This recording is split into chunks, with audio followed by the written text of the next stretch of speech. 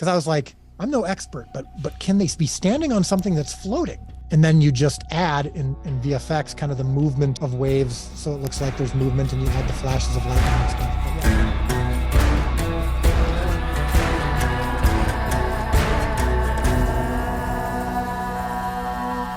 Okay, great. So how did you do it? What did you guys? I saw the blue screen set, but I mean even the way the scene is done, it's not anything we've seen before in walking on water scenes. The way like Jesus is standing in the water and he's like wobbling and just how did the thought process go into this scene?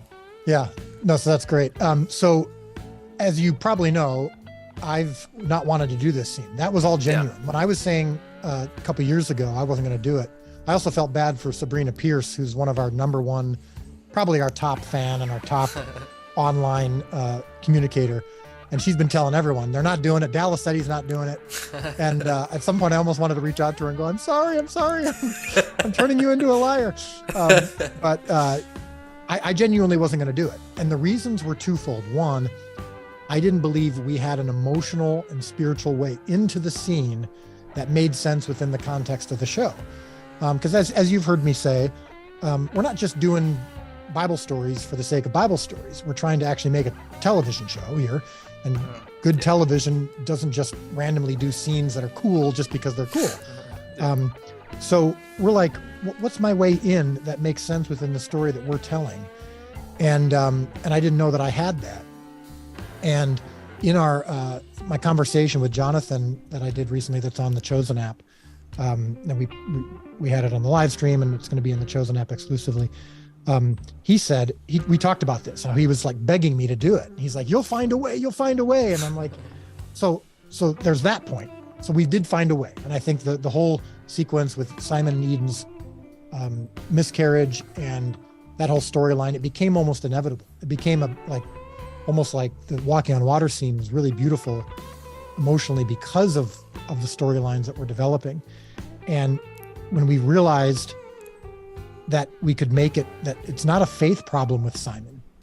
He has faith. He believes Jesus is the Messiah. He believes he's the creator of the universe. He can do anything. He's angry about it. He's angry. We thought, okay, that's actually really cool. So that worked. But then it was like, even if we could pull off the VFX, which I wasn't sure we could, water is the hardest thing to do VFX wise. Yeah. That's why the whole VFX community is in awe of James Cameron with Avatar. It's like water is by far the hardest thing. But even if we could pull it off, even if it looked decent, I thought the whole time people are going to be watching it going, oh, how do they do that? What are they doing?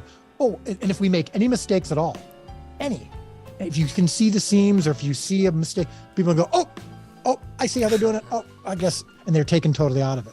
And that's one of the reasons why we haven't done or don't want to do a ton of like the supernatural effects that require people to be kind of almost distracted by how we're doing. So anyway, this is a long answer to your question.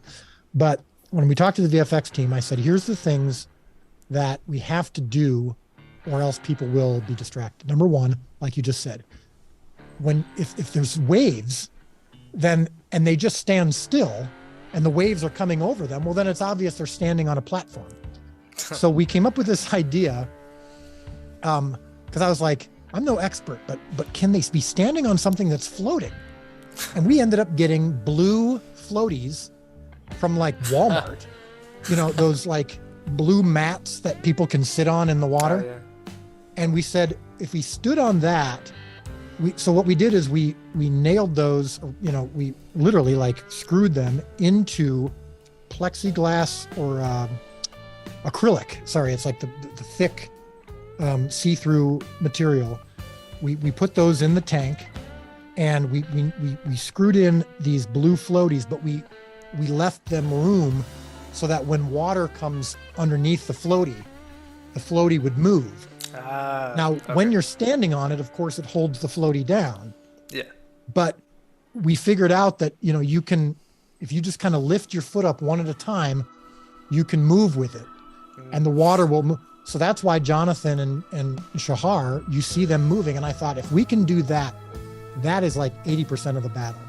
Because as you said, anytime you've ever seen the walking on water sequence, which there's been like 3 or 4 attempts at it, it just looks horrible. Yeah. It's embarrassing. they're just standing still. It's clear they're just walking on Yeah. a ground or on a table, and they just put water over them, or they made fake water or whatever. And so I think that was a huge part of it, seeing Jonathan and Shahar move with the water. So we did that in a tank, and then in a blue screen tank with real water. It was waves going. I mean, it was like a wave pool in Louisiana. The problem with that is that it made a ton of noise. So all of the dialogue you're hearing is ADR, which is additional dialogue recording, where they all had to re-record their dialogue later, because the sound was so bad from from the rain machines and the sounds of the waves and all that.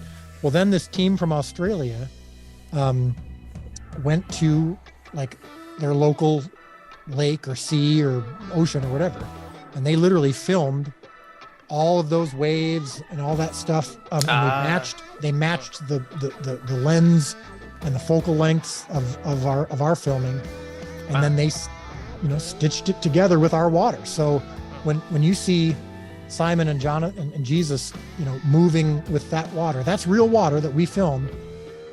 They added some fake water to it.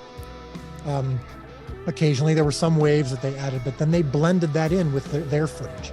Okay, gotcha. So that's a real, like when you see those wide shots, I mean, those are real waves that they filmed, and they just blended it in with our water. It was really extraordinary. And I felt like in the first 20 to 30 seconds, I said, we need to show all of our shots, meaning our wide shots, our close-ups, so that the audience believes it. And then hopefully after the first 30 to 45 seconds, they won't be thinking about it anymore. And I felt like, and you can tell me if you agree, but I felt like unless you are an expert, I felt like you couldn't see the seams, meaning you it looks real, it looks like, for whatever that would look like, who knows, but it looked real. Yeah, I mean, and it looks like, I was watching and I was like, this is like The Chosen has never done big VFX special effects before, but it looks like a Hollywood blockbuster, like $100 million movie, like equivalents. But there's a lot of cool, like, just not as much like special effects. There's also cool, like, practical, like Jesus. You see shots of Jesus. His feet go into the water. He's walking and his feet are under the water. So was that just like you had the camera and you had a piece of glass and Jonathan stepping on that, or was that? Or are you referring to when the camera's underwater looking up? Yeah. That was another thing we thought. I thought if we could do something like that, that's another shot that no one's ever seen that could really help sell it. So that was just the see-through platform, and so we just go underwater. We look up, and he's just walking on glass. I mean, it's like glass, but it's not. It's acrylic, or and then you just add in VFX kind of the movement of waves, so it looks like there's movement, and you add the flashes of lightning and stuff. But yeah, he was just walking on a see-through platform. That was one of my favorite shots. Whenever we would show it to people while we were working through the effects, people were like, ooh. So they thought that was cool. And then the silhouette shot when John first looks out and then he sees Jesus and he's silhouetted from the lightning. That was one that I thought, I was like, that's the moment when I hope the crowd actually starts to get excited. Yeah.